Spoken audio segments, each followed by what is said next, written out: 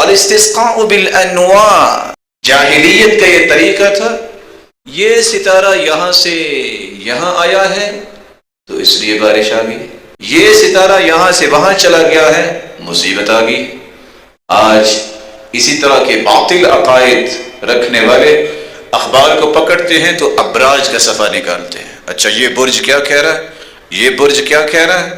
یہ سب ان لوگوں کے عقائد باطل عقائد ہیں، جاہلیت کے عقائد ہیں جس کا دین کے ساتھ ذرا بھی تعلق نہیں۔ اس لیے رسول اللہ صلی اللہ علیہ وسلم نے فرق کیا، محمد فرق بین الناس، اللہ کے رسول فرماتے ہیں کہ محمد صلی اللہ علیہ وسلم یہ حق و باطل میں فرق کرنے والی ہستی۔ فرق کیسے کیا؟ کہا مومن وہ ہے جو یہ کہے مطرنا بفضل اللہ ورحمتی، بارش آئی ہے تو اللہ کی رحمت سے آئی ہے، اس کے فضل سے آئی، یہ ہے مومن۔ اور کافر کون ہے؟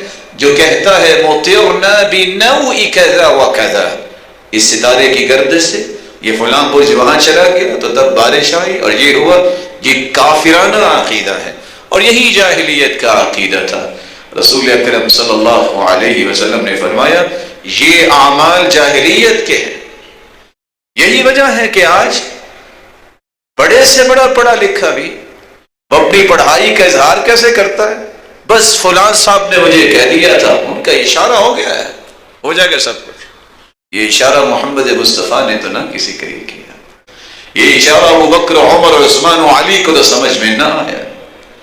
یہ وہ تخیلات ہیں، یہ وہ توہمات ہیں کہ میں نکلا فلاں چیز سامنے آ گئی، بس یہ کام ٹھیک نہیں ہے، یہ کسی مومن کا رویہ تو نہیں ہے، یہ کسی مسلمان کا عقیدہ تو نہیں ہے۔